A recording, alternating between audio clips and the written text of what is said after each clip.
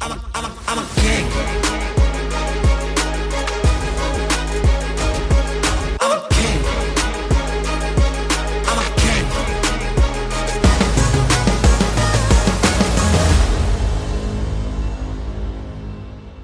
Hello everyone, my name is Matt. I'm from Fitness Achievers. Hi, I'm Dean.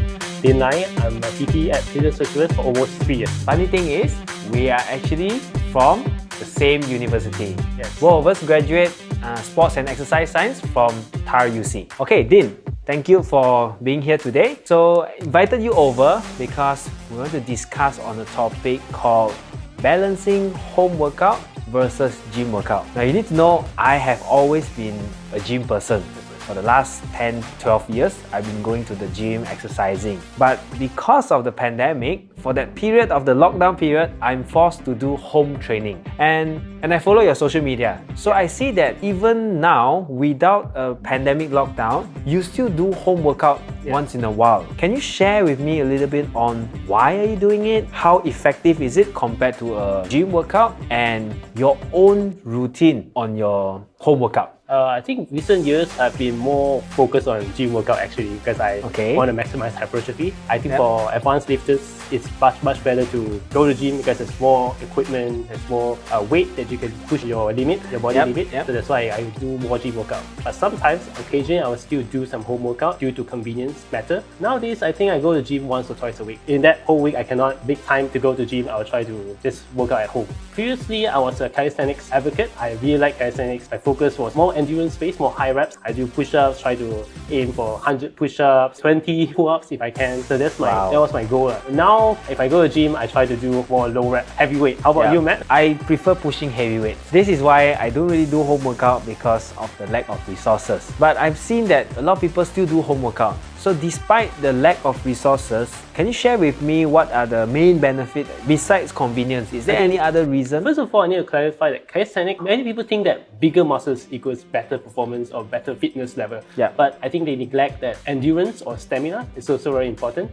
So we don't just want to push heavy, we also want to push moderate amount of weight more times. So you can last longer. Muscular endurance. Muscular endurance, that's right. So people don't see the importance of doing endurance, but personally I feel that it's very important as well. I mean, I see people, they do less than 10 reps at the gym, then they struggle to do 20 pull-ups. For legs, they might be able to do heavy weights, but then at the same time, if you ask them to hike, they might struggle to hike a long distance. They still need muscular endurance to sustain. Correct. That's why I think that's the benefit of home workout. Another one would be convenience. I think home workout, you can train anytime, anywhere, at the comfort of your home. You don't have to purposely travel to a gym, get stuck in a jam, and after that you find parking. Maybe the gym is closed. There's one time I actually experienced that. The gym was closed. I just left as one of the issues. Another one would be privacy. Some people, they don't feel comfortable training around people. Maybe they have body image problem. So sometimes the big guys in the gym can be quite intimidating. So they might be afraid. Agree. So if they get demotivated by that, I think that's a bit of a waste. We don't want to get demotivated by problems that could be avoided. So that's why training at home is quite good. Another one would be cleanliness. Cleanliness, wow. Yeah, because at home, we always clean our house, right? At the public gyms, we don't know how often to clean the gym. As cleaner, some people have hygiene, maybe a bit of OCD. Then they might. I understand it. How about you? What are the benefits do you think? Just now you mentioned one thing very important. A lot of people, just like you said, think that having big muscle is everything, right? But we do know, coming from sports science, we do know that health-related fitness have 5 components. We have your body composition, we have your muscular strength, we have your muscular endurance, we have your flexibility, and we have your cardiovascular endurance. Body composition is the amount of muscle mass you have or the percentage of body fat. That needs to be in the range. Muscular strength, people who go to the gym can achieve that. It's how heavy you can lift. Muscular endurance, this is where how long can your muscles sustain a certain activity. So home training definitely can help that. Right? And of course, flexible, how flexible you are, and also cardiovascular endurance. I think doing high repetition movement can assist in cardiovascular. Muscular endurance and cardiovascular endurance. I personally feel that. You can do burpees, maybe 100 burpees in one go, maybe 10 minutes. Within 10 minutes, you can set the time. You can do burpees, high reps. It actually helps. Muscular endurance is more related to life because we want you to move, you get tired. Chasing a bus, if the bus is fast, you wouldn't be able to catch the bus anyway. But if the bus is moving slowly, you want to catch. But what if you run out of stamina? Then you cannot catch the bus. So guys, do your cardio.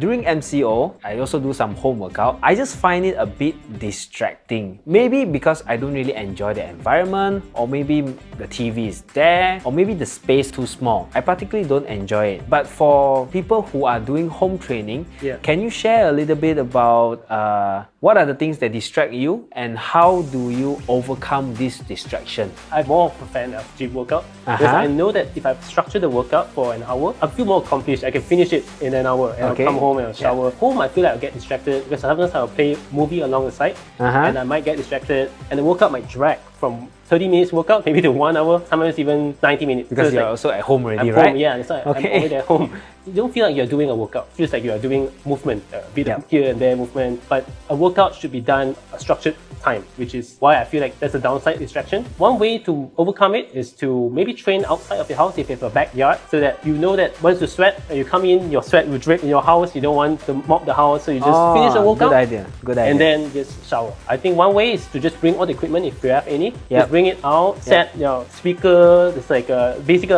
outdoor gym. Complete your workout within 30 minutes or 45 minutes and go back home, finish the workout. Oh, okay. That's a very good point. What you mean is in your own home, create a workout space. That's right, yeah. That is like outside, and then confine that space as a place where you work out within a period of time. You do not leave that area unless you have to drink water or what. I think this is the same as people who work from home. I think some people prefer going to office because of that reason. Correct. They want to get things done, finish, go home without any, they don't want to bring their work back home. But with exercise, I feel like we don't want to bring exercise back too confusing. What else other than creating a space? What do you think about like setting a short-term goal, setting a long-term goal? How can that actually help? Definitely setting a long-term goal is very important because without a goal, how would you know what you want to achieve?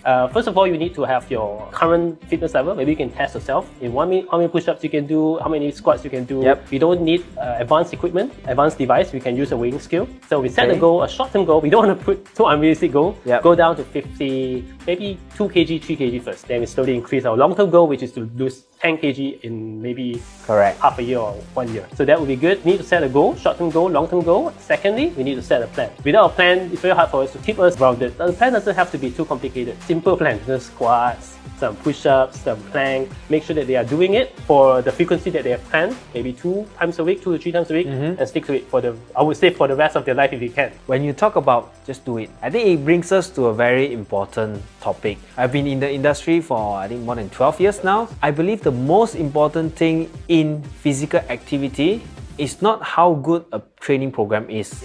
Or how fancy, or having the best gym, having the best home. The most important is your adherence. Okay? Your adherence to a training program over time. Like you said, I mean, we are both coaches, all right? So we are advocating for physical activity for the rest of our life. That's right. So coming to the topic here is actually adherence. Important. What other barriers or challenges that may occur in the process of this one? Is it like money factor or is it any other thing? Maybe the lack of the guidance. Lack of guidance, Because sometimes you might see instruction videos, but sometimes you don't dare to do it. You're not ready to do it. Or because you're afraid that when you do it, you might get injured. So I think the first thing would be to reach out to our company to get a professional instructor to help out with that. Lack of guidance. I mean, this is where we thrive on, right? Now, Dean, maybe you can share with me a little bit about your own personal client. Like who is your client?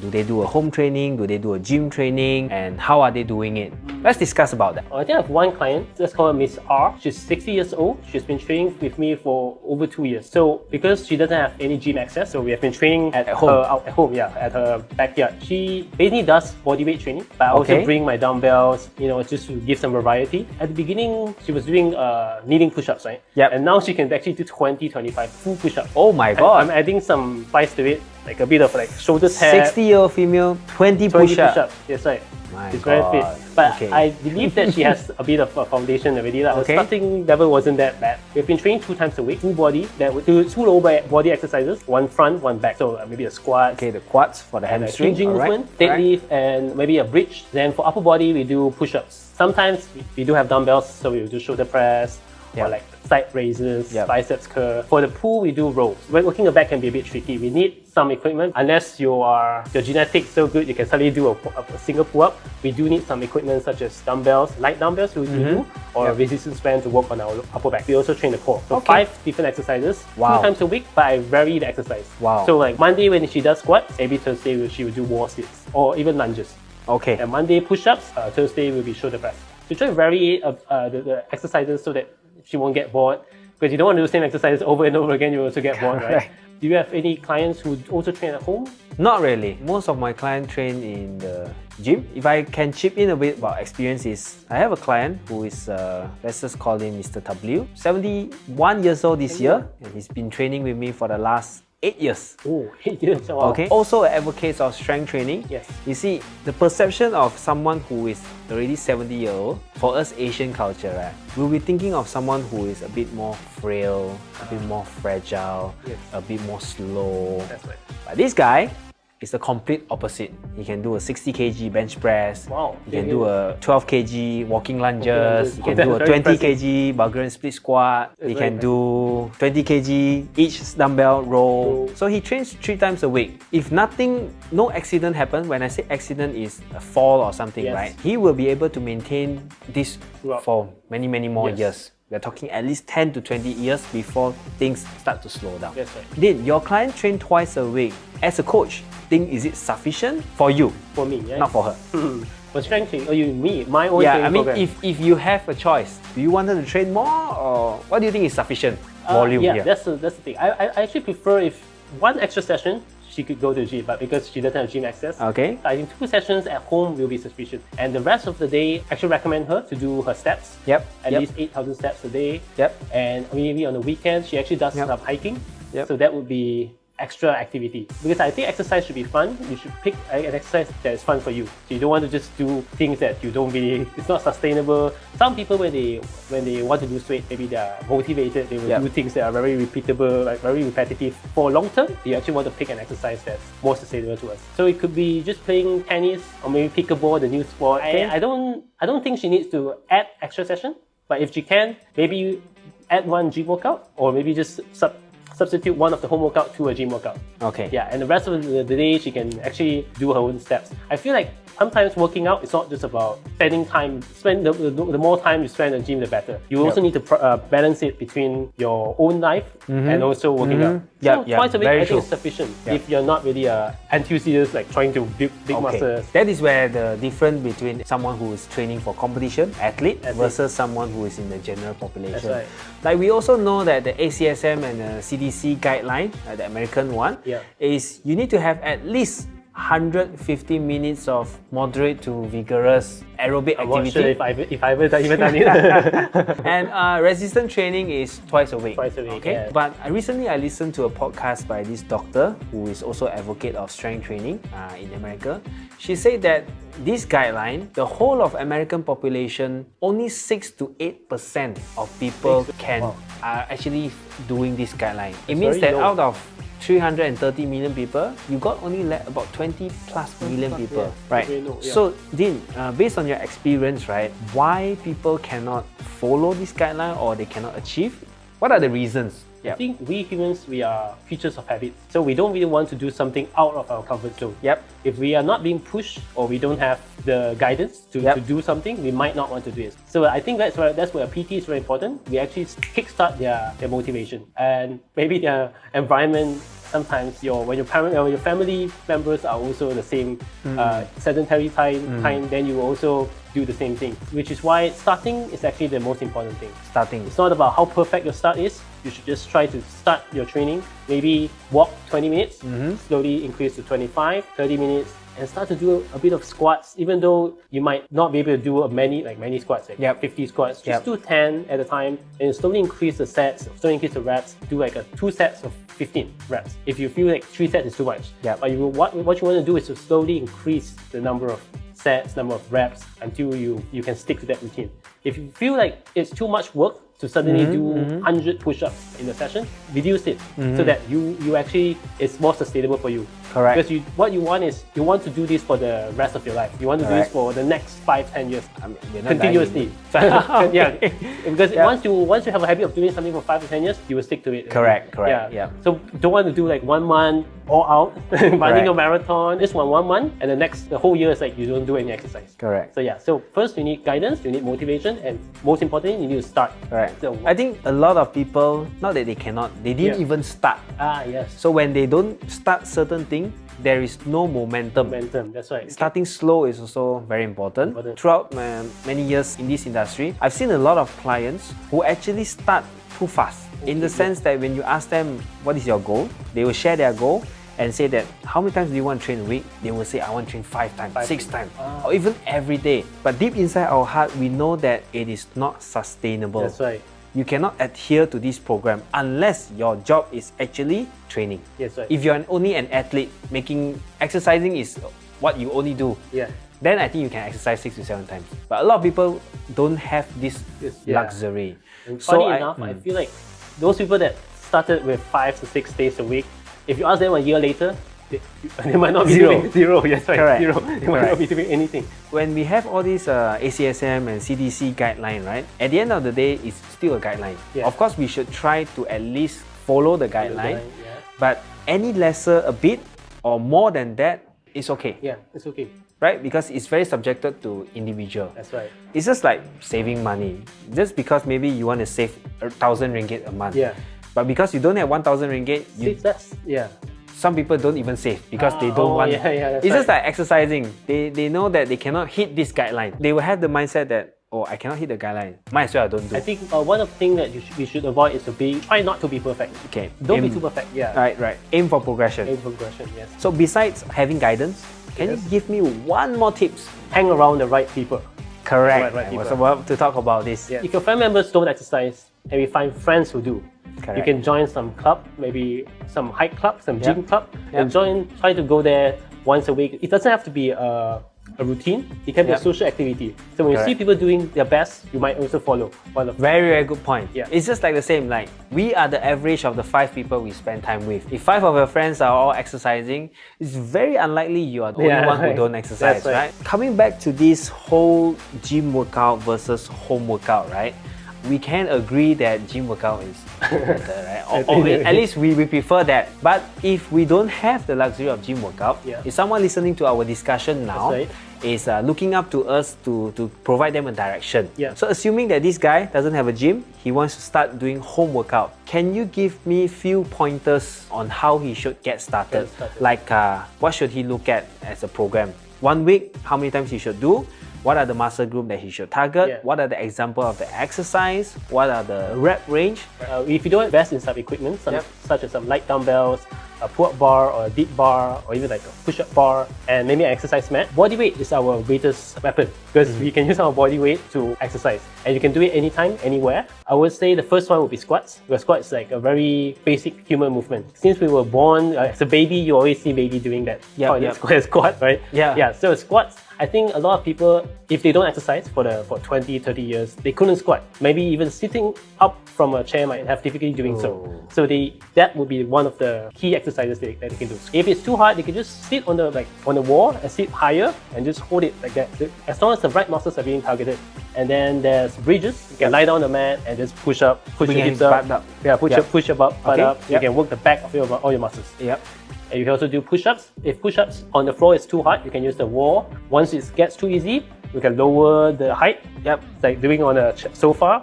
And just do that until you get very comfortable. You can do a kneeling push-up. On the floor. Kneeling. Use your knees to support half of your body weight, almost half of your body weight. Row, but this will require a bit of equipment. So maybe you can get a resistance band or a light pair of dumbbell. Then there's also core. You can do sit-ups. You can do plank.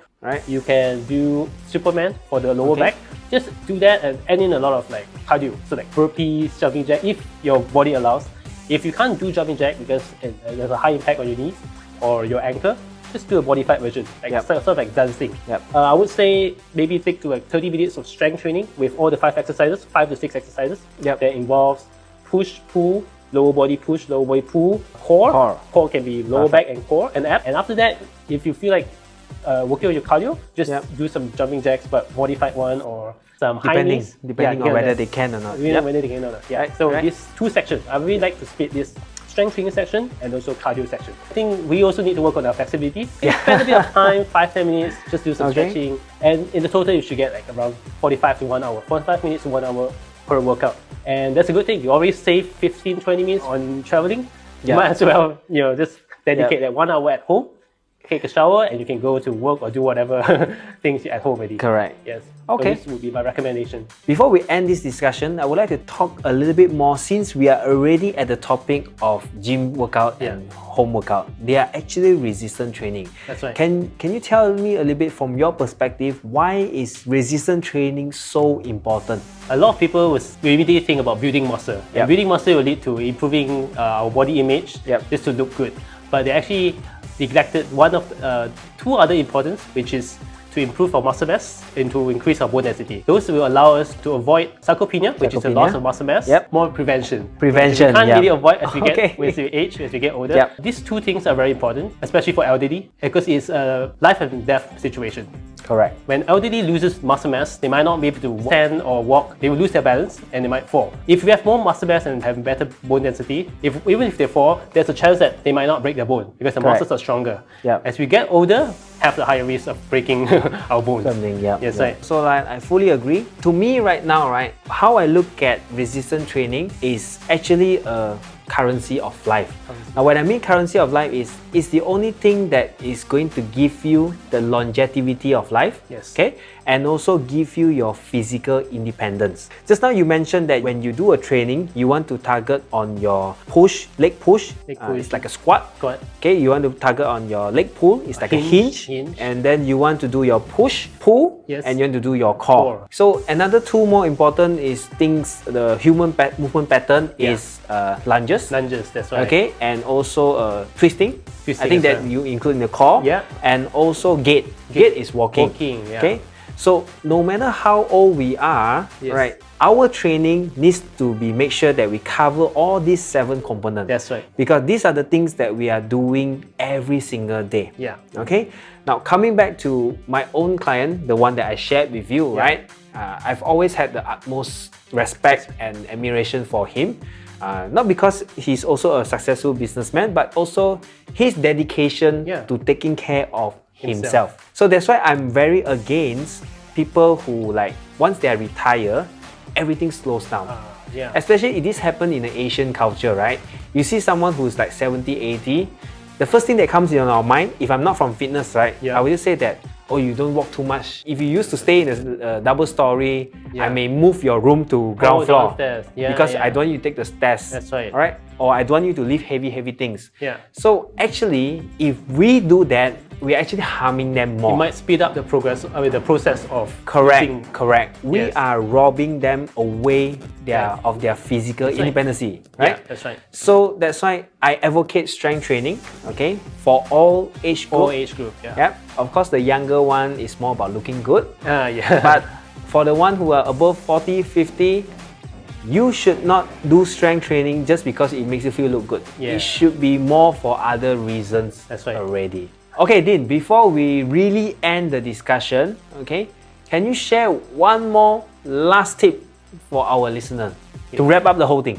For those who haven't started exercising, I think today is the right call for you guys to start now. So not tomorrow, Yes. not next week. It could be just doing some push-ups, some squats, some jumping jacks. Just do it now, form a habit, keep on continuing the exercise. Yes, Yeah, really. guys, remember the law of inertia. Once you get started, you have the momentum, it's very hard to stop. Okay, thank you, Dean. Thank you, Matt. All right. Thank you so much. Stay tuned for our next update. I'll see you. Bye.